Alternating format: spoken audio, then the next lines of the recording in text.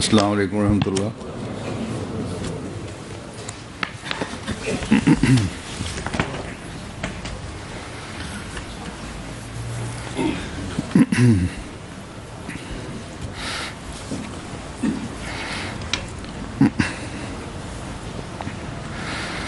अशहदु अल्ला इलाहा इल्लल्लाह वहदहु ला शरीक लहु वअशहदु अन्ना मुहम्मदन अब्दुहु व रसूलुहु अम्मा बादु फ़अऊज़ु बिल्लाहि मिनश शैतानिर रजीम बिस्मिल्लाहिर रहमानिर रहीम अल्हम्दुलिल्लाहि रब्बिल आलमीन अर्रहमानिर रहीम मालिकि यौमिद्दीन इय्याका नअबुदु व इय्याका नस्तईन इहदिनस सिरातल मुस्तकीम सिरातल लज़ीना अनअमता अलैहिम गैरिल मग़ज़ूबि अलैहिम वलद्दाल्लीन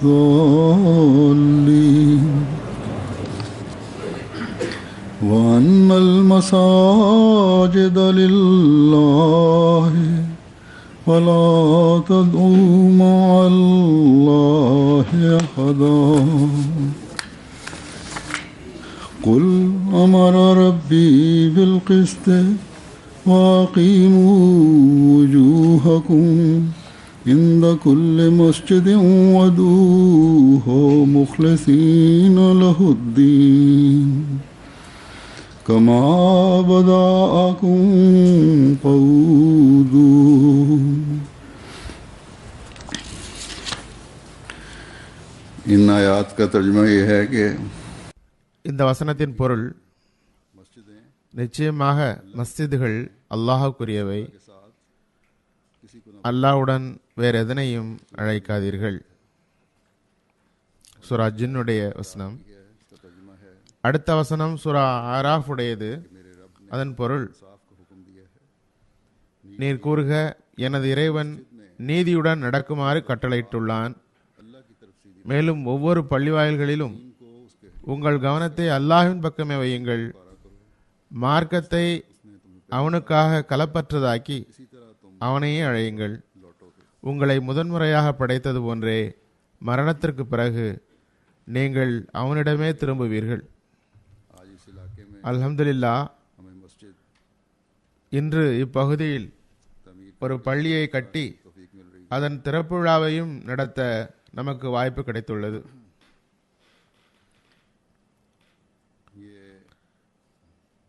இப்பகுதி ஃபெல்தான் என்று அழைக்கப்படுகிறது. இப்பகுதி ஹவுன்ஸ்லோ பகுதிக்கு அருகில் உள்ளது. எனவே இரு ஜமாத்துகள் சேர்ந்து இப்பள்ளியை பங்கெடுத்து கட்டியுள்ளன.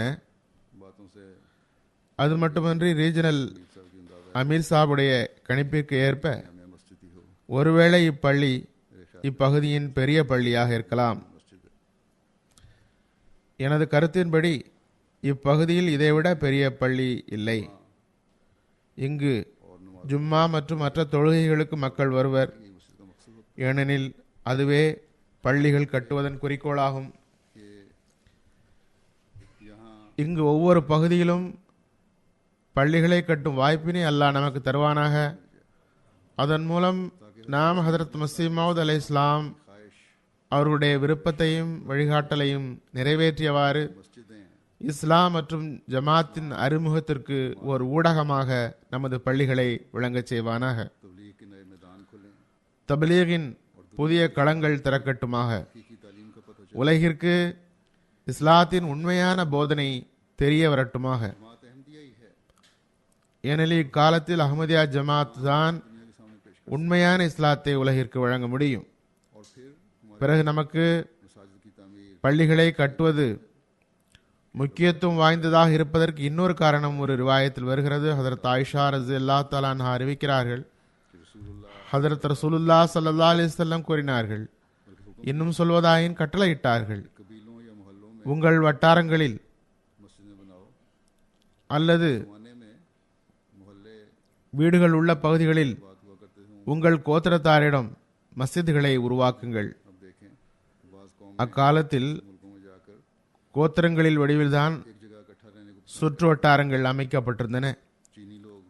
இன்னும் கூட சில பகுதிகளை பாருங்கள். சில சமுதாயங்கள் பிற நாடுகளுக்கு செல்லும் போது தாம் அனைவரும் ஓரிடத்தில் சேர்ந்து வாழ்வதை விரும்புகின்றனர். சைனர்கள் எங்கு சென்றாலும் சைனா டவுனை உருவாக்குகின்றனர். எவ்வாறு இருப்பினும் இந்த ரிவாயத்தில் ஒவ்வொரு வட்டத்திலும் பள்ளியை உருவாக்குமாறு கூறப்பட்டுள்ளது. பிறகு அதனை சுத்தமாகவும் தூய்மையாகவும் வைத்திருங்கள் என்று கட்டளையிடப்பட்டுள்ளது. அதுபோன்று திருக்குர்ஆனிலும் பல இடங்களில் மஸ்ஜிதுகளை கட்டுமாறு கட்டளை உள்ளது. ஆகவே பள்ளிகளுக்கு பெரும் முக்கியத்துவம் உள்ளது. குறிப்பாக அஹ்மதி முஸ்லிம்கள் என்று அழைக்கப்படுகிற நமக்கு இது ஒரு முக்கியமானதாகும். அதன் மூலம் நாம் நமது கூட்டு வழிபாடுகளுக்கு ஒரு தூய சுத்தமான பகுதியை ஏற்பாடு செய்கின்றோம். அதுவும் இஸ்லாத்தை பற்றி எண்ணற்ற தப்பெண்ணங்கள் பரவி வருகிற இக்கால சூழ்நிலையில் இஸ்லாத்தின் அழகிய போதனையை உலகில் எடுத்து வைப்பதற்கு இது தேவைப்படுகிறது. எனவே இந்த சௌத்தால் மற்றும் ஹவுன்ஸ்லோ பகுதியில் நமது சென்டர்கள் உள்ளன. இன்னொரு சென்டரும் வேறொரு இடத்தில் உள்ளது என்று எனக்கு கூறப்பட்டது. அங்கு தொழுகைக்காக மக்கள் ஒன்று கூடி வருகின்றனர். ஜமாத் நிகழ்ச்சிகளும் நடைபெறுகின்றன. மற்றவர்களுடனும் கூட நிகழ்ச்சிகள் நடத்தப்படுகின்றன. ஆனால் அவையெல்லாம் இருப்பினும் கூட முறையான பள்ளிகளால் இன்னும் புதிய வழிகள் திறக்கின்றன. அல்லாஹ்வின் அருளால் இப்பகுதியில் இதே ரீஜனிலேயே ஹெய்ஸ் ஜமாத் ஒரு பள்ளியை கட்டியுள்ளது. இன்ஷா அல்லாஹ் அடுத்த வாரம் அதன் திறப்பு விழா நடைபெறும். இந்த ஹுத்பா நிகழ்த்தப்படுகிற இந்த பள்ளியின் கட்டடம் இதற்கு முன் மஸ்ஜிதுடைய நோக்கத்திலேயே குறிப்பாக கட்டப்பட்டதல்ல. மாறாக அலுவலகங்கள் இருந்த கட்டிடம்தான் தற்போது மஸ்ஜிதாக மாற்றப்பட்டு விட்டது. அதுபோன்று ஹெய்ஸ் பகுதியிலும் கம்யூனிட்டி சென்டர் மஸ்ஜிதாக மாற்றப்பட்டு விட்டது. நான் கூறியது போன்று பல்வேறு அலுவலகங்கள் மாற்றி அமைக்கப்பட்டு மஸ்ஜிதாக்கப்பட்டுள்ளன. எனவே அல்லாஹ் இந்த மஸ்ஜிதை இஸ்லாமிய போதனைகளை பரப்பும் ஒரு வழியாக ஆக்குவானாக. நமது ஈமானின் முன்னேற்றத்திற்கு காரணமாக்குவானாக.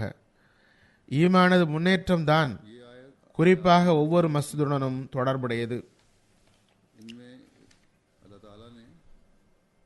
நான் ஓதிய வசனத்தில் அல்லாஹ் பள்ளிகளின் முக்கியத்துவத்தை கூறுகின்றான். மஸ்ஜிதின் முக்கியத்துவம் மற்றும் அதன் குறிக்கோள்கள் பற்றி கவனத்தில் கொள்ள வேண்டும். அதனை பற்றி திருக்குர்ஆனில் ஓரிரு இடத்தில் இவ்வாறு கூறுகிறான், மஸ்ஜித் என்பது முழுக்க முழுக்க அல்லாஹுக்கே உரியதாகும். இங்கு வருபவர் கலப்பற்ற முறையில் அடியாராக தம்மை ஆக்கியவாறு வர வேண்டும். மஸ்ஜிதுகளில் ஒருபோதும் மறுப்பு, இணை வைப்பு, ஏன் உலகியல் பேச்சுகள் கூட கூடாது. எனவேதான் ஹதரத் நபி ஸல்லல்லாஹு அலைஹி வஸல்லம் உலக தொழில் சம்பந்தமான பேச்சுகளையும் காணாமற் போன பொருள்களுக்கான அறிவிப்பையும் பள்ளிகளில் செய்வதை தடுத்துள்ளார்கள். ஆம், இன்னும் சில காரியங்களை செய்வதற்கு அனுமதி உள்ளது. அது இறைவனை இபாதத் செய்வதற்கு பிறகு இறைவனின் தூது செய்தியை உலகில் பரப்பும் திட்டமிடுதல், உலகை இறைவனின் அருகில் கொண்டு வர திட்டமிடுதல், அதனை செயல்படுத்த தம்மை ஆயத்தப்படுத்துதல், सामान करने के लिए அல்லாஹ்வுடைய படைப்பினங்களில் முன்னேற்றத்திற்கான வழிவகைகளை செய்வதற்காக ஆலோசனை செய்தல், यहाँ इस बात की वजाहत हो गई அதற்காக தம்மை அர்ப்பணித்தல் फला तदुआ अल्लाह अहदा ஆகியவற்றை மஸ்ஜிதில் செய்ய அனுமதி உண்டு. இவ்விஷயங்கள் कहते हैं நான் ஓதிய வசனத்தில் தெளிவுபடுத்தப்பட்டுள்ளது. ஃபலா ததூ மஅல்லாஹி அஹதா, நமது பள்ளிகள் எல்லாருக்காகவும் திறந்துள்ளது என்று நாம் பொதுவாக கூறுகின்றோம், एक तो इसका ये मतलब है உலகிற்கு எடுத்துச் சொல்கிறோம். हमारी मसाजिद में அதன் பொருள் कि कोई शख्स பொதுவாக मजहब का हो நமது பள்ளிகளில் வெளிப்பட காணலாம். यहाँ ஒருவர் எந்த மதத்தை சார்ந்தவராக இருப்பினும் அல்லது மதமற்றவராக இருப்பினும் இங்கு வரலாம், வரவும் செய்கின்றனர். हमेशा सामने रखना चाहिए நிகழ்ச்சிகளும் நடைபெறுகின்றன.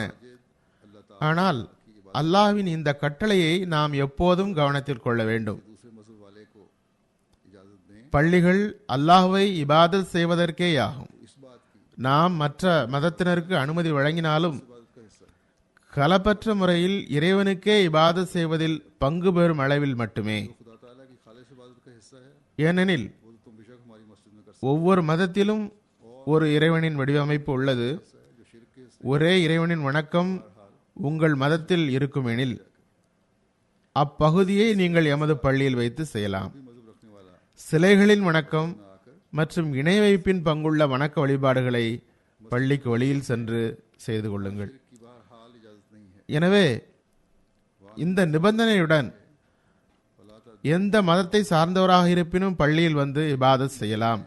अल्लाह ताला ही के लिए மஸ்ஜித் என்பது उनकी तमीर का मकसद ही எத்தகைய இடம் எனில் खुदा की बात அதில் ஒருபோதும் இணை வைத்தலுக்கு அனுமதி இல்லை.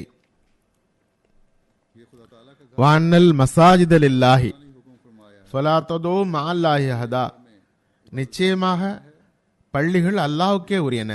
मेरी और सिर्फ मेरी इबादत करो அது கட்டப்படுவதன் நோக்கமே ஒரே இறைவனை வணங்க ஒன்று கூடுவதுதான். इससे पहले அது இறைவனின் வீடாகும்.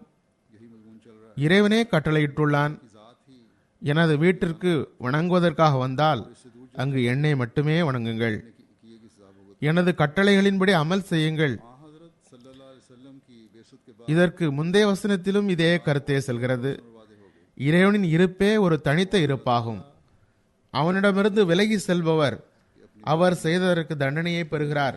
अब हजरत सल्लल्लाहु अलैहि वसल्लम के जरिए से அதற்கு फरमाएगा நபி ஸல்லல்லாஹு அலைஹி வஸல்லம் உடைய தோற்றத்திற்கு பிறகு मकसद को पूरा करने का एक जरिया है இவ்விஷயம் இன்னும் ஒளிமயமாகிவிட்டது. दुनिया में எனது ஏகத்துவத்தை இப்போது ஹதரத் நபி ஸல்லல்லாஹு அலைஹி வஸல்லம் மூலமாக साजिद के जरिए நிலைநாட்டுவேன் என்று அல்லாஹ் ஒரு முடிவு செய்தான். वो लोग जो பள்ளிகள் இந்த நோக்கத்தை நிறைவேற்றும் ஓர் ஊடகமாகும். आने का दावा இப்போது உலகில் ஏகத்துவம் மற்றும் உண்மை ஆகியவை மஸ்ஜிதுகள் மூலமே பரவும். मकसद को पूरा करने எனவே ஹதரத் நபி ஸல்லல்லாஹு அலைஹி வஸல்லம் அவர்கள் மீது सादत की जमात में भी ஈமான் கொண்டதாக வாதிக்கின்ற நாம் அந்த நோக்கத்தை நிறைவேற்றுவதற்காக வந்த அவர்களின் உண்மையான அடியாருடைய ஜமாத்தில் இணைந்திருப்பதாக வாதிக்கின்றோம். நமது பணி இதுவே நமது நோக்கமாக இருக்க வேண்டும். कि जहाँ खालिस होकर நாம் களப்பற்ற முறையில் இறைவனை வணங்குவதற்காக பள்ளிக்கு வர வேண்டும். அதனால் ताकि हमारी बातों நமது இபாதத்தின் தரம், एक जिंदा ताल्लुक कायम हो அல்லாஹ்வோடு உயிருள்ள தொடர்பு ஆகிய தகுதிகள் வளர வேண்டும். सच्चाई के नूर को அதே வேளையில் அந்த சத்தியத்தின் ஒளி உலகில் பரப்புவதற்கும் फैलाना है காரணமாக அமைய வேண்டும். எனவே உண்மையின் ஒளியை உலகில் பரப்ப வேண்டும் எனில் நாம் வெளிப்படையான இபாதத் செய்வதாக வாதித்தால் போதாது. மாறாக அந்த ஒளியில் உங்களை வெளிச்சமாக்க வேண்டும். நான் ஓதிய 2வது வசனமாகிய சூரா ஆராஃபில் அந்த வசனத்தில் வருவதாவது, முதலில் நீதியை கடைபிடிக்குமாறு கட்டளையிடப்பட்டுள்ளது. குல் அமர ரப்பி பில் கிஸ்த், நீர் கூறுக எனது ரப் நீதியுடன் நடக்குமாறு கட்டளையிட்டுள்ளான். இந்த கட்டளை ஹதரத் நபி ஸல்லல்லாஹு அலைஹி வஸல்லம் அவர்களுக்கு தரப்பட்டுள்ள அதே வேளையில் ஒவ்வொரு மூமினுக்கும் பொருந்தும். அவர் மீது ஈமான் கொண்டதாக வாதிக்கின்ற மூமினுக்கும் பொருந்தும். कायम करने இங்கு முதலில் ஓர் அறிவிப்பு செய்யுமாறு கட்டளையிடப்பட்டுள்ளது. அதாவது நாங்கள் நீதியை நிலைநாட்டுபவர்கள், और तकवा पर உரிமைகளை வழங்குபவர்கள், और जिन लोगों की தக்வாவின்படி நடப்பவர்கள். वही अल्लाह ताला की तरफ तमाम எவரது நிலை இவ்வாறு இருக்குமோ அவரே தமது कभी हक अदा எல்லா கவனத்தையும் அவன் பக்கமே திருப்பி இபாதத்தின் கடமையை நிறைவேற்றுகின்றனர். इबादत का भी हक अदा எனவே உள்ளங்களை தூய்மையாக்கியவர்களே नेकी இபாதத்தின் கடமையையும் நிறைவேற்றுகின்றனர்.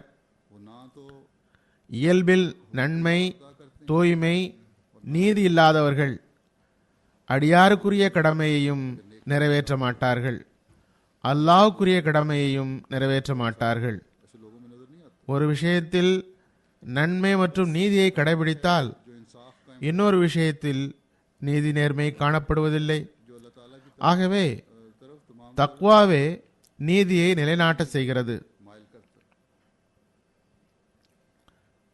और जो तमाम तर தக்வாவே அல்லாஹ்வை நோக்கி முழுமையாக திரும்பச் செய்கிறது. इबादत का தக்வாவே இபாதத்தின் உரிமையை நிறைவேற்றச் செய்கிறது. अल्लाह ताला फरमाता அல்லாஹ் கூறுகிறான், है कि नमाज के தொழுகையின் வேளையில் जब मस्जिदों का மஸ்ஜிதை நோக்கி திரும்புங்கள். மனித இயல்பினால் உலகியல் மற்றும் சுய லாபம் உங்கள் கவனத்தை வேறு பக்கம் ஈர்த்தாலும் கூட தொழுகைக்கான அழைப்பு வந்த உடனேயே அல்லாஹ்வின் கட்டளையின் பக்கம் திரும்பி உங்களை அல்லாஹ்வின் உண்மையான அடியாராக்க வேண்டும். तुम्हारे ख्याल அதுவன்றி இந்த இபாதத்துகள் अहकामात की तरफ பயனற்றவை. இங்கு பள்ளிக்கு வருவதும் பயனற்றது. ஆகவே மார்க்கத்தை கலப்பற்றதாக்கி இறைவனை அழைக்கும் கட்டளை உள்ளது. आना बेफायदा है। இபாதத்தின் உயர் தகுதியை பெறுவதற்கு கூட ताला को पुकारने இறை கட்டளையை பேணுவது நிபந்தனையாக்கப்பட்டுள்ளது. के हसूल के लिए अहकाम இறை கட்டளைகளின்படி அமல் செய்ய வேண்டும்.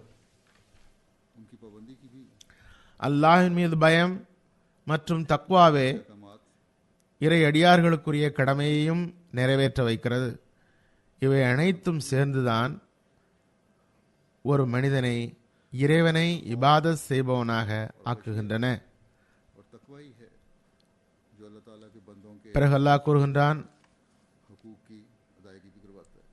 கமா பதாக்கும் ये सब चीज़ें ही हैं जो फिर खुदा தோதூன், इबादत எவ்வாறு உங்களை முதல் முறையாக படைத்தானோ एक इंसान அவ்வாறே மரணத்திற்கு பிறகும் நீங்கள் அவனிடமே திரும்புவீர்கள். மனிதன் நினைவில் கொள்ள வேண்டும், जिस तरह उसने तुम्हें पहली बार உலகில் செய்யப்பட்ட அமல்கள் जिस तरह तुम मरने के बाद மறு உலகின் நற்கூலி அல்லது தண்டனைக்கு காரணமாக அமைகின்றன. ஆகவே அல்லாஹ் கூறுகின்றான், अल्लाह ताला உங்கள் பௌதீக பிறப்பு, அதில் நீங்கள் கடந்து செல்லும் பல கட்டங்கள் மற்றும் இந்த வாழ்க்கையை கழிப்பது உங்களுக்கு ஒரு உணர்வை உருவாக்க வேண்டும். அதாவது மரணத்திற்கு பிறகு இதுபோன்று பல கட்டங்கள் உள்ளன, அதனை நமது ரூஹு கடந்து செல்ல வேண்டியுள்ளது. मुख्तलिफ मरहले ஆகவே மறுமை வாழ்வு நமது ரூஹுடைய சிறந்த பரிணாம வளர்ச்சிக்காக நீங்கள் இவ்வுலகின் உங்கள் செயல்களை குறித்து சிந்தியுங்கள்.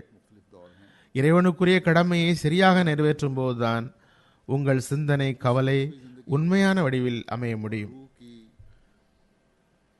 உங்கள் மறைவான நிலைமையும் கலப்பற்றதாக सही नशोनुमा के लिए அல்லாஹ்வுக்கே இபாதத் செய்வதாக ஆக்கும்போதுதான், மேலும் அவனது கட்டளைகளின்படி முழுமையாக அமல் செய்ய முயற்சிக்கும் போதுதான் உண்மையான வடிவில் அமைய முடியும்.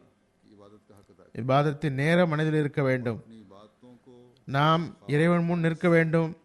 பிறகு கலப்பற்ற முறையில் கவனத்தை அவன் பக்கம் திருப்பி இபாதத்து தான் இவ்வுலகில் என்னை இறைவனது அருளுக்கு வாரிசாக்கும், மறு உலகிலும் ஆக்கும் என்று மனதில் கொள்ள வேண்டும். इबादत के वक्त பிறகு இபாதத்து கலப்பற்றதாக खुदा ताला के सामने खड़ा हूँ இருக்க வேண்டும்.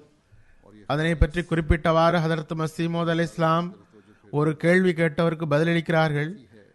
தொழுகையில் கம்பீரமிக்க அல்லாஹ்வின் முன் எவ்வாறு நம்மை எடுத்து வைக்க வேண்டும் என்று அவர் கேட்டார். ஹதரத் மஸீஹ் மவ்ஊத் அலைஹிஸ்ஸலாம் அந்த கேள்விக்கு பதிலளித்தார்கள், பெரிய விஷயங்கள் திருக்குர்ஆனில் எழுதப்பட்டுள்ளன. உதூஹு முஹ்லிஸீன் அல்லாஹுத்தீன், கலப்பற்ற முறையில் இறைவனை நினைவு கூற வேண்டும். அவனது பேருபகாரங்களை மிகவும் ஆய்ந்து பார்க்க வேண்டும். அல்லாஹ்வுடைய எண்ணற்ற அருள்கள் மனிதன் மீது உள்ளன. குறிப்பாக இங்கு வாழ்பவர்கள், இவர்களுக்கு மார்க்க சுதந்திரம் உள்ளது. உலகியல் விஷயத்திலும் இறைவனுடைய பெரும் அருளும் கருணையும் உள்ளது. கூறுகிறார்கள், அவனது பேருபகாரங்களை மிகவும் ஆய்ந்து பார்க்க வேண்டும். கலப்பற்ற நிலை வேண்டும், நன்மையின் நிலை வேண்டும். அவனே ஒரே ரப், படைப்பாளன் என்ற முறையில் அவனிடம் திரும்ப வேண்டும். இபாதத்தின் விதிமுறைகளின் சுருக்கம் இதுவே. இறைவனை பார்ப்பது போன்று அவன் முன் நிற்க வேண்டும், அல்லது இறைவன் தம்மை பார்த்து கொண்டிருக்கிறான் என்ற உணர்வுடன் நிற்க வேண்டும். எல்லா வகையான கலப்படம், எல்லா வகையான இணை வைப்புகளையும் விட்டு தூய்மையாக வேண்டும். அவனது மகத்துவம், அவனது ருபூபியத் மீது கவனம் செலுத்த வேண்டும். குறிப்பிடப்பட்ட துஆக்கள், பிற துஆக்கள் ஓத வேண்டும். அதிகமாக தௌபா இஸ்திக்ஃபார் செய்ய வேண்டும். மீண்டும் மீண்டும் தமது பலகீனத்தை எடுத்து வைக்க வேண்டும்.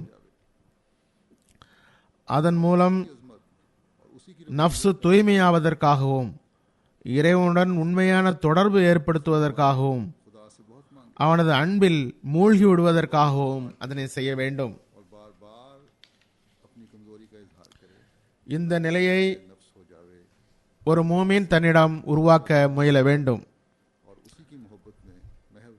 மஸ்ஜித் இந்த நிலையை உருவாக்கவும் இதனை நினைவுபடுத்துவதற்கும் மிகச் சிறந்த வழியாகும்.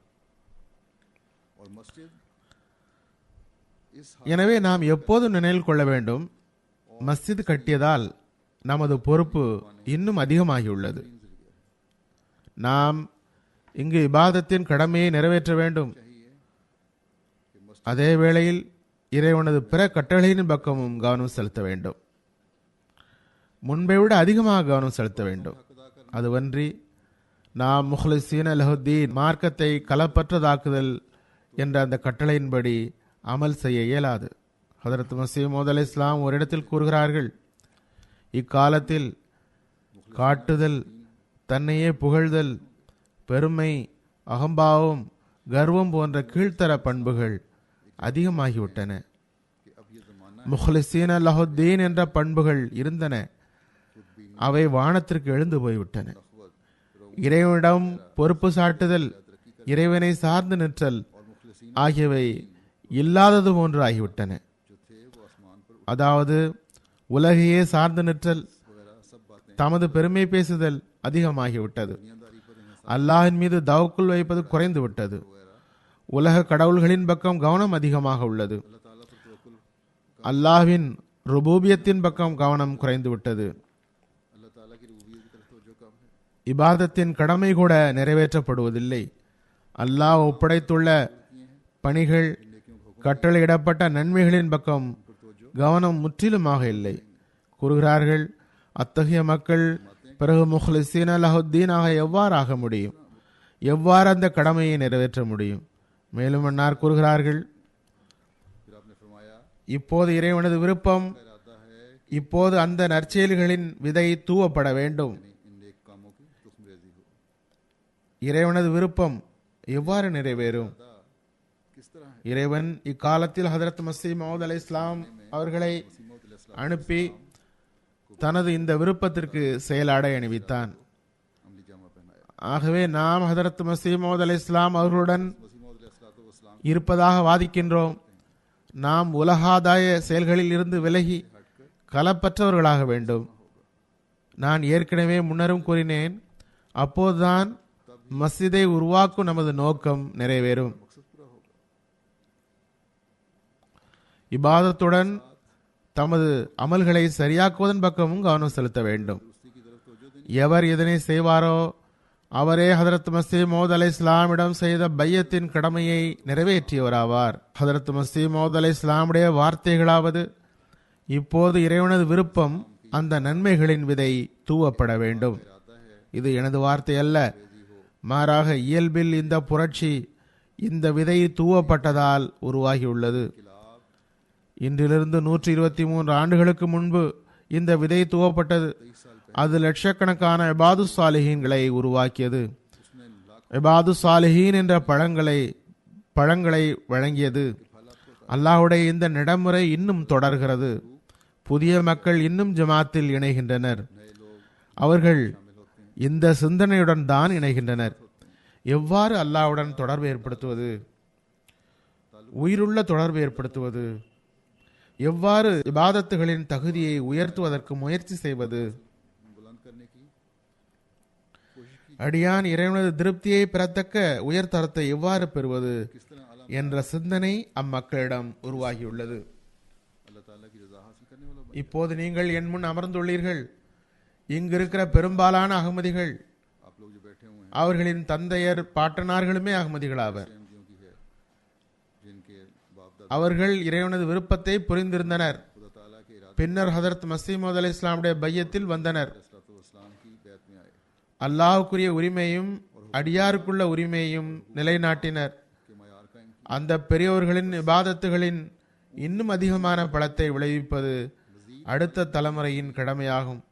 अगली नस्लों அவர்கள் அல்லாஹ்வின் உண்மையான தொடர்பை நிலைநாட்டினால் மட்டும் போதாது, அதிகரிக்கவும் வேண்டும். இதுவே ஹதரத் மசீமது அலை இஸ்லாமுடைய ஜமாத்தை மற்றவரிடமிருந்து பிரித்து காட்டும். அதுவன்றி வெளிப்படையான தொழுகை, வெளிப்படையான நோன்பு, வெளிப்படையாக குர்ஆன் ஓதுதல் ஆகியவற்றை மிக அதிகமாக மற்றவர்களும் தான் செய்கின்றனர்.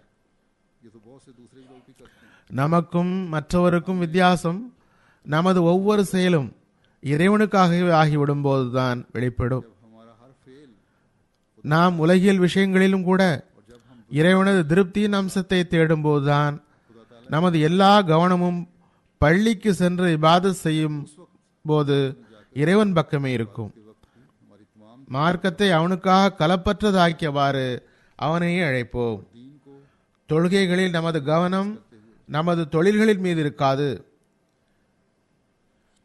नमाजों में வேலையின் மீது இருக்காது, हमारे कारोबारों உலக ஆசைகளை பெறுவதன் பக்கம் இருக்காது.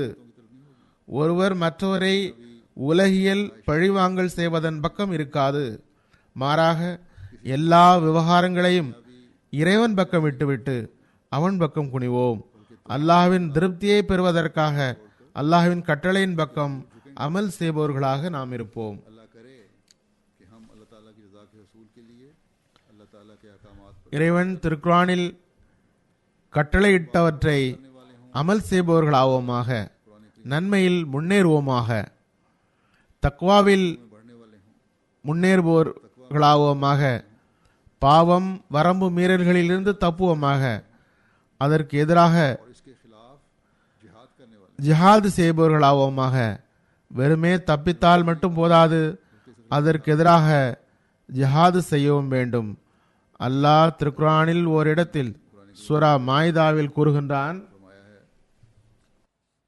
सूरह मायदा में कि वला यजरिमन्नकुम शनानु कौमिन வலா எஜ்ரிமன்னக்கும் ஷனாஉனு கௌமின் यजरिमन्नकुम அன் ஸத்தூக்கும் அனில் மஸ்ஜிதில் ஹராமி அன் தஅதது வ தாவனு அலல் பிர்ரி வத்தக்வா வலா தாவனு அலல் இஸ்மி வல் உத்வான் வத்தகுல்லாஹ் இன்னல்லாஹ ஷதீதுல் இகாப்.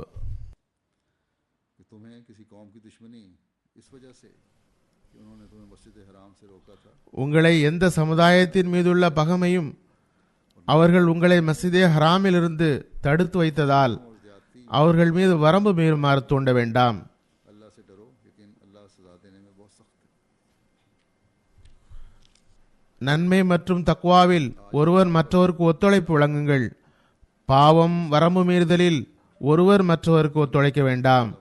அல்லாஹ்வுக்கு அஞ்சுங்கள், அவன் தண்டனை தருவதில் கடுமையானவன். இன்று இஸ்லாம் பற்றி ஆட்சேபனை செய்யப்படுகிறது. அது கடுமையை விரும்புகிறது, யுத்தத்தை விரும்புகிறது என்று கூறப்படுகிறது. இஸ்லாம் நவுதுபில்லா அதிகாரத்தாலும் வாளினாலும் பரப்பப்பட்டதாக கூறப்படுகிறது. இஸ்லாத்துக்கு எதிராக உள்ள எல்லா மார்க்கத்துக்கு எதிராகவும் வாளெடுத்தது என்று கூறப்படுகிறது. அல்லாஹ் இந்த வசனத்தில் இந்த ஆட்சேபனையையும் மறுத்துள்ளான். जो अल्लाह ताला के खालिस बंदे हैं जिनको இறைவனது களப்பற்ற அடியார்கள், இறைவனது திருப்தியை வேண்டுபவர்கள், இறைவனுக்காகவே இபாதத் செய்பவர்கள் எதிரிகளிடம் எவ்வகையிலும் வரம்பு மீறக்கூடாது. அவர்கள் வரம்பு மீறினாலும் கூட பதிலுக்கு வரம்பு மீறக்கூடாது. ज्यादती की है उनका जवाब भी ज्यादती से नहीं देना। ஆகவே முஸ்லிம் ஒரு உண்மையான மோமீன் இறைவனது திருப்தியை வேண்டுகிறார். अल्लाह की रजा चाहता है. நன்மை மற்றும் தக்வா விஷயத்தில் मामलात में தமக்கும் பிறருக்கும் எப்போதும் முழுமையாக ஒத்துழைக்க தயாராக இருக்கின்றனர். பாவம் மற்றும் வரம்பு மீறலில் அதிருப்தி அடைகின்றனர். और गुनाहों और ज्यादती के कामों से बेजार है. அடிப்படை விஷயங்களில் அவர்களால் ताउन नहीं. ஒத்துழைப்பு தர முடியாது. அது தக்வாவுக்கு மாற்றமானதாகும். ये अपनी बात को அது அவர்களது இபாதத்துகளை வீணாக்குவதற்கு சமமாகும். जो नमाजें நன்மையான காரியங்களிலும் ज्यादती தடையை ஏற்படுத்துகின்ற வரம்பு மீறலுக்கு तकवा से ஒத்துழைப்பு தருகின்ற वो सिर्फ दिखावे தக்வா இல்லாத தொழுகைகள் வெறும் காட்டுதலான தொழுகைகளே ஆகும். அந்த தொழுகைகள் काम में कोई हैसियत नहीं. இபாதத்துகள் இறைவன் பார்வையில் எந்த அந்தஸ்தையும் பெறுவதில்லை. அத்தகைய தொழுகையாளிகளை பற்றி இறைவன் கூறுகின்றான், ஃபவைலுல் லில் முஸல்லீன். कि ऐसी नमाजों की அத்தகைய தொழுகையாளிகளுக்கு கேடுதான். जो ज़माने के इमाम को मत நாம் காலத்தின் இமாமை ஏற்று इस्लाम के अहकाम இஸ்லாத்துடைய கட்டளைகளின்படி நடப்பதாக நாம் செய்துள்ள நமது உடன்படிக்கையை புதுப்பித்துள்ளோம். हम में से மஸ்ஜிதுக்கு இபாதத் செய்வதற்காக வந்துவிட்டு மஸ்ஜித் கட்டப்பட்ட நோக்கத்தை நிறைவேற்றுவதற்காக வந்துவிட்டு பிறகு பாவங்களிலும் வரம்பு மீறலிலும் கலந்து விடுவோம் என்று मकसद के लिए आए நம்மை பற்றி எதிர்பார்க்கவே முடியாது. जिसके लिए मस्जिद तमीर की गई है और फिर गुनाहों எனவே இங்கு வாழுகின்றவர்களின் ஐயங்களையும் बस यहाँ இப்பகுதியில் வாழ்கின்ற நாமே அகற்ற வேண்டும். इस इलाके के लोगों के மஸ்ஜித் கட்டப்பட்டதுடன் இங்கு தபிலீகிற்கான வழி திறக்கிறது. मस्जिद की तमीर के साथ यहाँ அத்துடன் எதிர்ப்பும் கூட தீவிரமாகிறது. முஸ்லிம்களின் தரப்பிலிருந்து எதிர்ப்பு வர காரணம் मुसलमानों की तरफ அவர்களின் உலமாக்கள் சார்பாக அஹ்மதியத்தை பற்றிய தவறான தோற்றம் எடுத்து வைக்கப்படுகிறது. நவுஸ்பில்லா அஹ்மதிகள் ஹதரத் நபி ஸல்லல்லாஹு அலைஹி வஸல்லம் உடைய நுபுவத்தின் ஹாத்தமியத்தை மறுப்பவர்களாவர் என்று கூறப்படுகிறது. அதனை பறிப்பவர்கள் என்று கூறப்படுகிறது. அஹ்மதிகள் ஹதரத் நபி ஸல்லல்லாஹு அலைஹி வஸல்லம் உடைய ஹாத்தமுன் நபியீன் என்ற அந்தஸ்தின் மீது எல்லோரையும் விட அதிகமாக உறுதி கொண்டவர்கள் என்று எப்போதும் அஹ்மதிகள் அறிவித்துக் கொண்டே இருக்கின்றனர். और ये फहम इदराक हमें அது பற்றிய புரிதலையே எண்ணாரது உண்மை பேரன்பர் தான் நமக்கு தந்துள்ளார்கள். ஹதரத் மஸீஹ் மவ்ஊத் அலைஹிஸ்ஸலாம் தான் தந்துள்ளார்கள். हमें सामना होता है. इसी तरह गैर मुस्लिम எவ்வாறு இருப்பினும் எதிரிகளின் எதிர்ப்பை சந்திக்க வேண்டி வருகிறது. அதுபோன்று உள்ளூரில் உள்ள முஸ்லிம் அல்லாத மக்கள் இஸ்லாமை பற்றி தமது உள்ளத்தில் கொண்டுள்ள தப்பெண்ணத்தின் காரணமாக நம் மீது வரம்பு மீறல் செய்கின்றனர். அதுபோன்று அந்நிய நாட்டினர் அந்நிய சமுதாயத்தையே எதிர்க்கின்றவர்கள் உள்ளனர். அவர்கள் தரப்பிலிருந்தும் வரம்பு மீறுதல் செய்யப்படுகிறது. இவ்வாறு நாம் எல்லா புறமிருந்தும் வரம்பு மீறலுக்கு இலக்காகி உள்ளோம். गलत अल्फाज लिखे गए या இதன் விளைவாக நேற்றைய முன்தினத்தின் இரவில் में बिठाई हुई दुश्मनी का नतीजा है या இந்த பள்ளியின் சுவற்றில் தவறான வார்த்தைகள் எழுதப்பட்டன. சில பொருள்களை வீசி அசுத்தப்படுத்த முயற்சி செய்யப்பட்டது. शकूक शुबहात दूर करना है.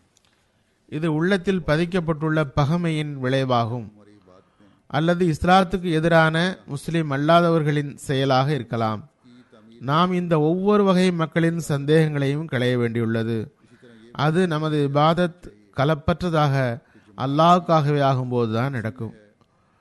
நாம் आपस में भी அப்போது की और तकवा में மஸ்ஜிதை கட்டியதன் நோக்கத்தை நிறைவேற்றியவர்களும் ஆவோம். அதுபோன்று நாம் இன்னொரு விஷயத்தையும் நினைவில் கொள்ள வேண்டும். ஜமாத்தின் அழகு அதில் தான் உள்ளது. ஒருவர் மற்றவரை விட அதிக தக்வாவையும் நன்மையையும் பெற்றிருக்க வேண்டும். ஒருவருக்கொருவர் உள்ள தொடர்பை அல்லாஹ்வின் திருப்தியை பெறுவதற்காக ஆக்க வேண்டும். பார்க்கின்ற ஒவ்வொருவரும் இவர்களுக்கிடையில் சகோதரத்துவம் அன்பு காணப்படுவது இந்த ஜமாத்தின் சிறப்பம்சம் என்று கூற வேண்டும். ஜமாத் தொழுகைக்கு வருமாறு கட்டளையிடப்பட்டதன் நோக்கம் இதுவும் ஆகும். அதில் ஜமாத்தின் தோற்றம் தென்படும். எல்லோரும் சேர்ந்து ஓர் இருப்பாகிவிட வேண்டும். பரஸ்பரம் அன்பு அதிகரிக்க வேண்டும். மனத்தாங்கல்கள் அகல வேண்டும். ஹஜ்ரத் மஸீஹ் மவ்ஊத் அலைஹிஸ்ஸலாம் நமக்கு போதனை செய்தவாறு ஒரு இடத்தில் கூறுகிறார்கள், இவ்வாறு நம்மிடம் பழக்கம் ஏற்பட வேண்டும். பலகீனமான சகோதரர்களுக்கு உதவி செய்ய வேண்டும், அவர்களுக்கு சக்தியை வழங்க வேண்டும். இரு சகோதரர்களாக இருந்து கொண்டு ஒருவருக்கு நீந்த தெரியும், மற்றவருக்கு நீந்த தெரியாது எனில் முதலாம் அவர் மற்றவரை மூழ்கி விடுவதிலிருந்து காப்பாற்ற வேண்டாமா?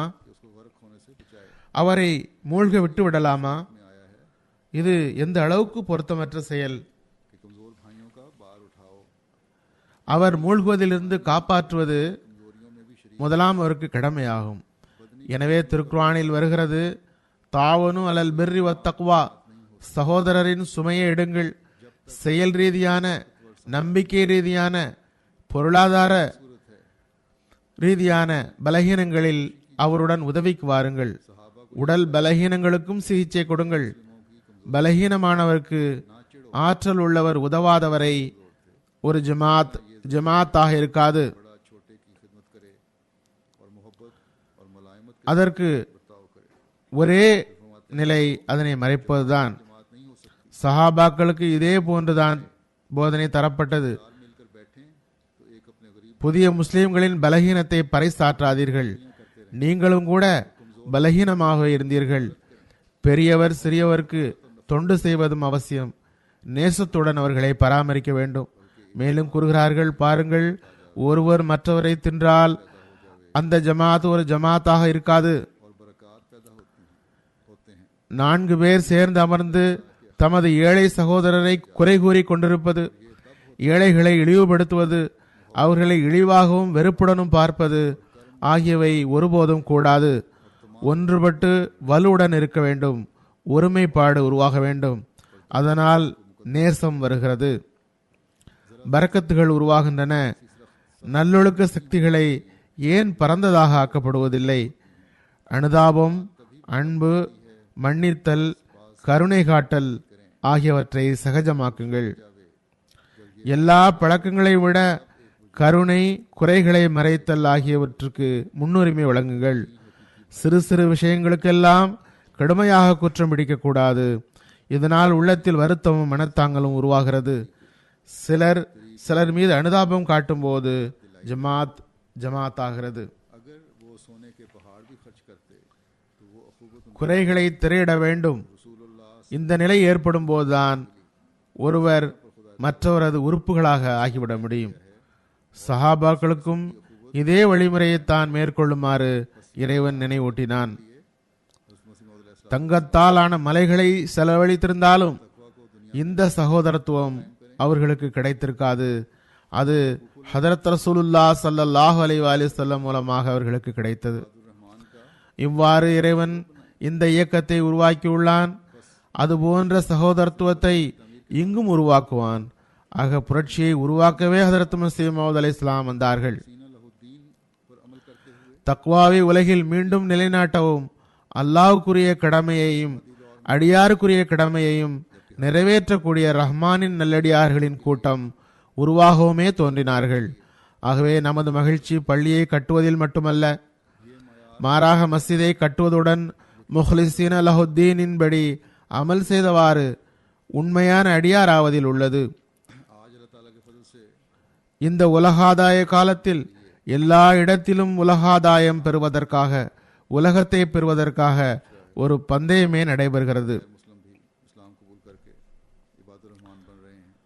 இந்த தகுதிகளை பெறுவதோ நிச்சயமாக இறைவனது அருள்களை ஈர்ப்பவராக ஆக்குகிறது.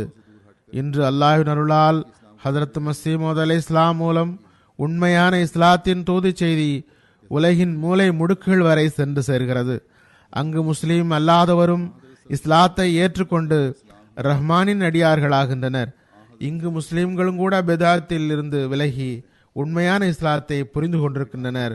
ஹதரத் மஸீஹ் மவ்ஊத் அலைஹிஸ்ஸலாமுடைய பையத்தில் இணைகின்றனர். நான் ஆரம்பத்திலேயே கூறினேன், உண்மையான இஸ்லாத்தை ஹதரத் மஸீஹ் மவ்ஊத் அலைஹிஸ்ஸலாம் தான் ஹதரத் நபி ஸல்லல்லாஹு அலைஹி வஸல்லமுடைய பிரதிநிதித்துவத்துடன் உலகில் எடுத்து வைக்கிறார்கள். நேற்று முன்தினம் நான் ஒரு கடிதத்தை பார்த்தேன், ஒரு அஹ்மதியுடையது. அதில் அல்லாஹ் எவ்வாறு அவரது நிலைமைகளை மாற்றினான் என்று தெரிய வருகிறது. அல்லாஹ்வுடைய அருள் நல்லியல்பு கொண்டவர்களை எவ்வாறு ஜமாத்தின் அங்கமாக மாற்றிக் கொண்டிருக்கிறது என்று காட்டுகிறது, எவ்வாறு பிதாத்துகளிலிருந்து தூய்மையாக்குகிறது என்று காட்டுகிறது.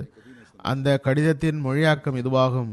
நாங்கள் வாழ்கின்ற இவ்வாழ்க்கையின் சில விஷயங்கள் குறித்து முற்றிலும் அறியாதவர்களாக இருக்கிறோம். இன்று வரை மனிதன் அந்த வார்த்தைகளை ஒருபோதும் கேட்டதில்லை. உதாரணமாக, இறந்தவர்கள் மீது குர்ஆன் ஓதுதல் இவற்றில் ஈடுபட்டிருந்தோம். இது அவர்கள் தமது பிதத்துகளை பற்றி குறிப்பிடுகிறார். ஈசா அலை இஸ்லாமை இறந்தவர்கள் என்று ஒப்புக்கொள்ளுதல் போன்றவற்றை பற்றி கூறும்போது, நான் மிகவும் நிதானமாக அந்த நூல்களை படித்தேன் என்கிறார். அதாவது ஹதரத் மசீமோத் அலை இஸ்லாமுடைய புத்தகங்களை படித்தார். அவரது மொழியில் ஒரு சில ஜமாத் நூல்கள் தயாராகி உள்ளன. அவர் கூறுகிறார், நான் படிக்க படிக்க எனது உள்ளத்தில் ஓர் ஒளி நுழைந்து எனக்கு ஆற்றல் வழங்கிக் கொண்டே சென்றது. அல்ஹம்துலில்லாஹ். இந்த புத்தகங்கள் படித்த பிறகு நான் நீண்ட காலமாக இறைவனின் வழியை விட்டு தூர விலகி போய் இருந்துள்ளோம் என்ற உணர்வு ஏற்பட்டது. இப்போது நான் தங்களிடம் துஆவுக்காக விண்ணப்பிக்கின்றேன். ஜமாத்திலிருந்து கிடைக்கப்பட்ட அந்த ஒளி எனது முழு உடலையும் ஒளிமயமாக்கட்டும். அல்லாஹுக்கு நன்றி, நான் முந்தைய பிதாத்துகளிலிருந்து விலகிவிட்டேன். அல்ஹம்துலில்லாஹ். பிறகு தனது ஊரை பற்றி கூறுகிறார், எமது ஊரில் வந்து தெருக்களில் நடந்தால் அதே பிதாத்துகளில் மூழ்கிய மக்களை பார்க்கலாம். புதிதாக வருபவர்கள் எவ்வாறு விலகி வருகிறார்கள்.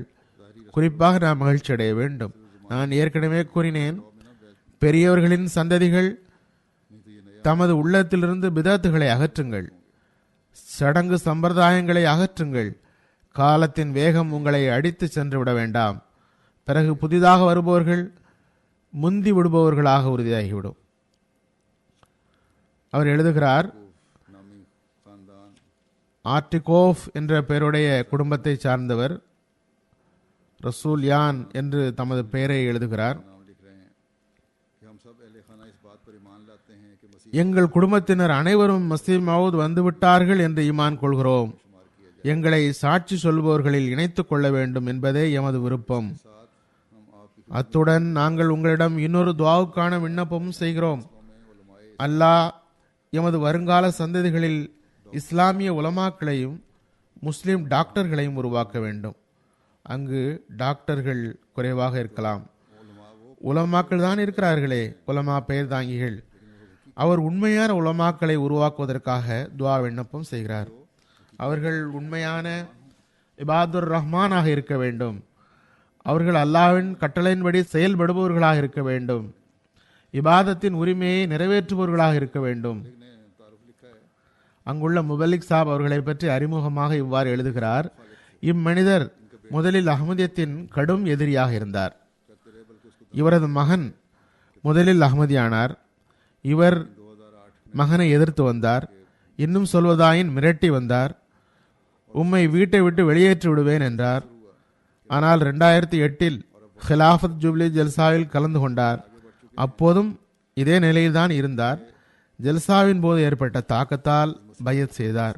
எழுதுகிறார், இவர் எந்த அளவுக்கு இப்போது முன்னேறிவிட்டார் என்றால், ஹதரத் மசீஹ் மவ்ஊத் அலை இஸ்லாம் மூலமாக ஹதரத் ரசூலுல்லாஹ் ஸல்லல்லாஹு அலைஹி வஸல்லம் மீது பேரன்பு உருவாகிவிட்டது.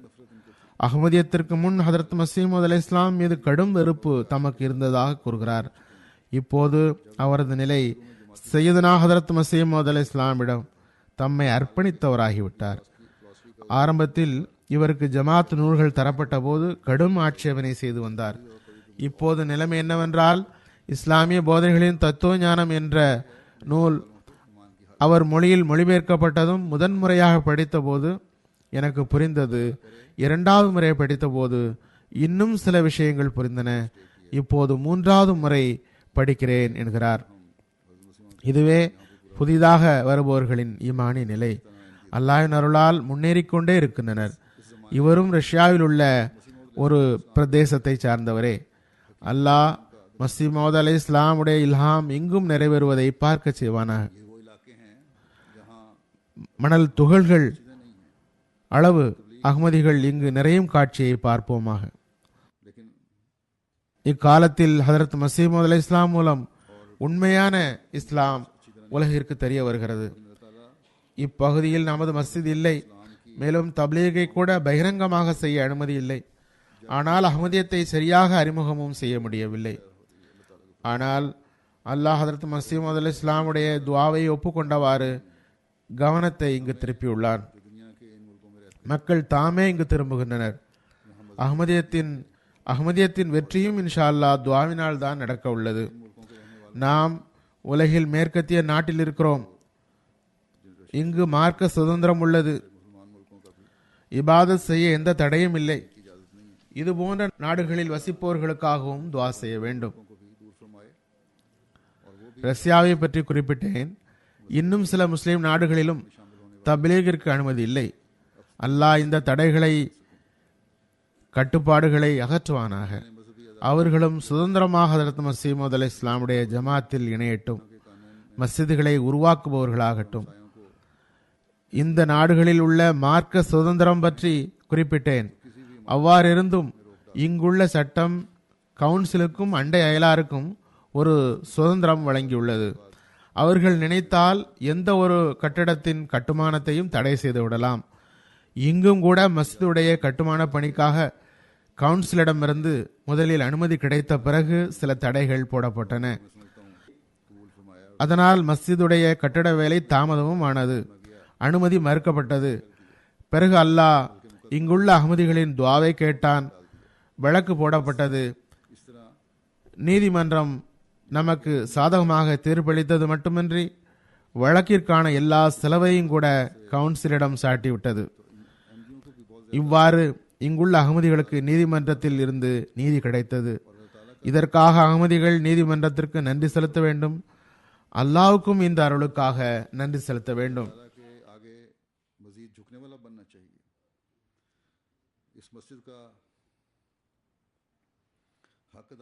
நாம் அல்லாஹ்வுக்கு முன் இன்னும் அதிகம் குனிய வேண்டும். அல்லாஹ்வுடைய உண்மையான அடியார்களாகி இந்த மஸ்ஜிதின் கடமையை நிறைவேற்ற வேண்டும்.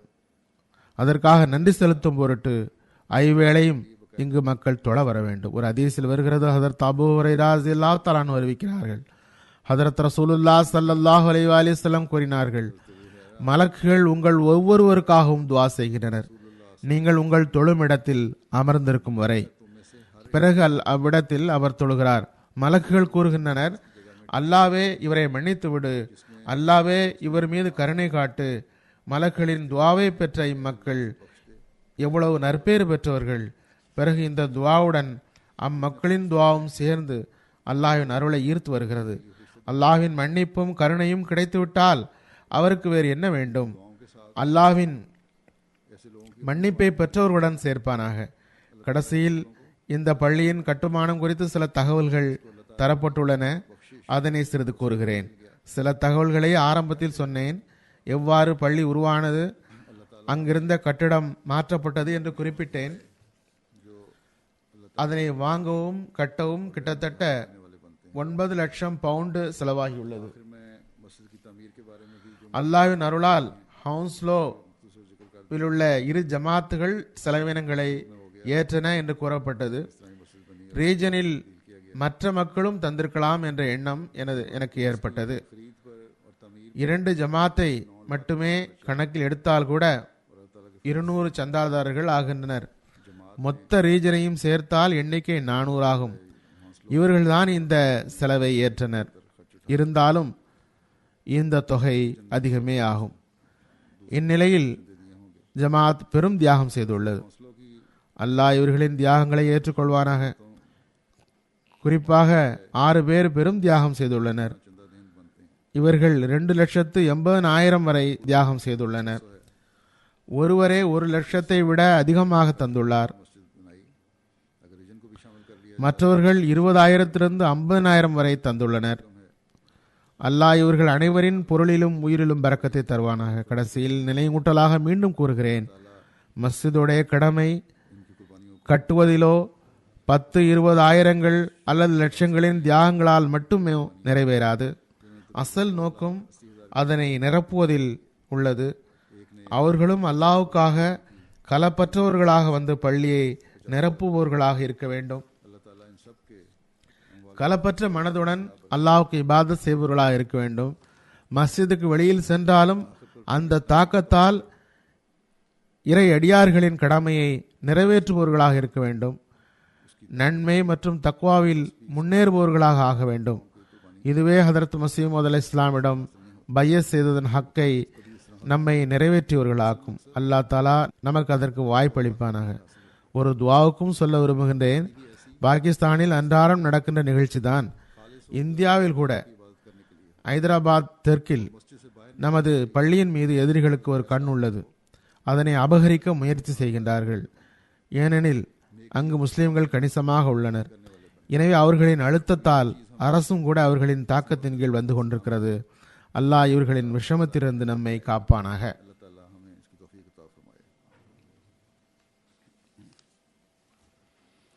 एक दुआ की भी तारीफ करता हूँ। आजकल पाकिस्तान में तो रोज़ हमारे साथ मामलात होते ही हैं।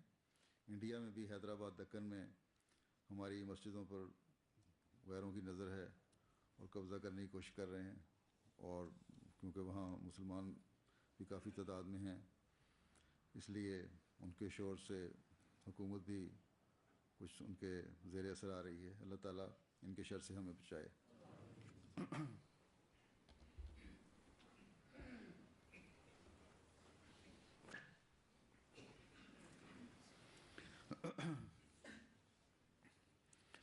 अल्हम्दुलिल्लाह नहमदुहु व नस्तईनुहु व नस्तगफिरुहु व नुमिनु बिही व नतवक्कलु अलैहि व नऊज़ु बिल्लाहि मिन शुरूरि अनफुसिना व मिन सय्यिआति अमालिना।